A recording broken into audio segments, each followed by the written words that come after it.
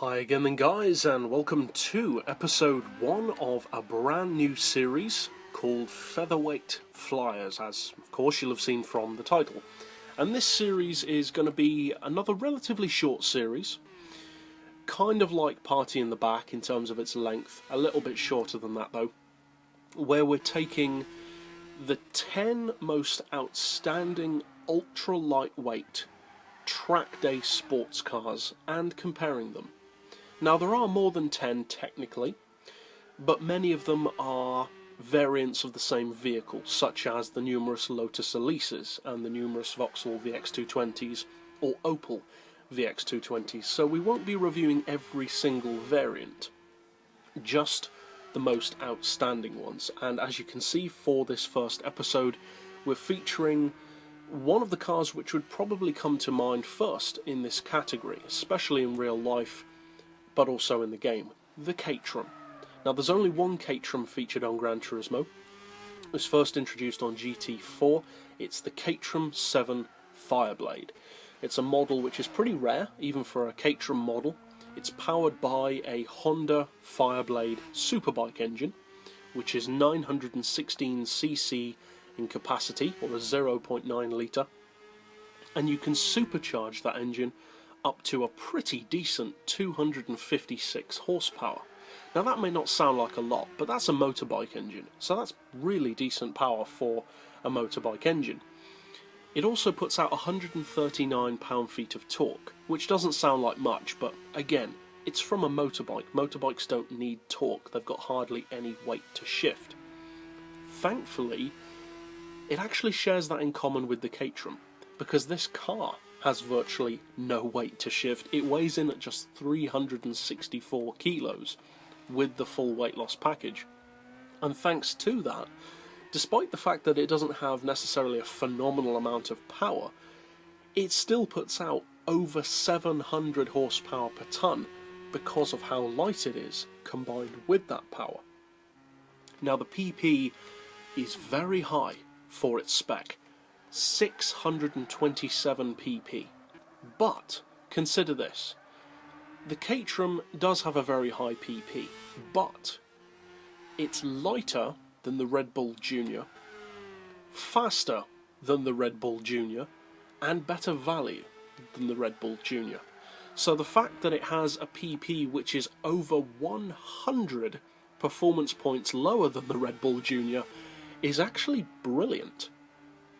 And this is the car, really, that I would recommend instead of the Red Bull Junior. If you're looking for that kind of vehicle, this is just as good as that car in virtually every way, but it's cheaper, lighter, and has an actually usable PP level. In fact, this is more like the PP that the Red Bull should actually be at. But what can it actually do? Because the Caterham is one of those vehicles which could very easily turn from being a brilliant track car to an extremely twitchy, slippery and annoying one. And I used to consider that to be the case. But through some slightly different styles of tuning, I found that the Caterham can actually become not only a brilliant track car, which Caterhams of course are known for in real life, but also a seriously fun car to drive. Now, I'm not a fan of Caterham. They've never really done it for me. I just don't like the way they look. And small sports cars in general don't really appeal to me. Even cars like the Ariel Atom don't really do it for me. That doesn't really interest me. But this car is seriously fun. And even though it's not technically a premium model, it does have a detailed interior, or a semi-detailed interior. And using that interior view, which again, I'm not usually a fan of. I don't like driving the cars from the interior because of the bad visibility.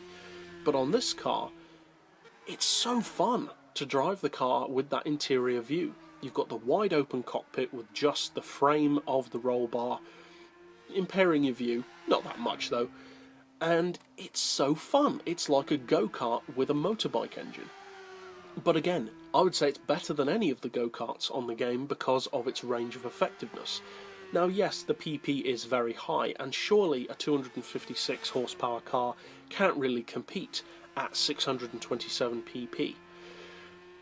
Well, technically no, but on some tracks it actually can. The Gran Turismo Arena, for instance. This car can dominate that track because of how ultra small and light it is.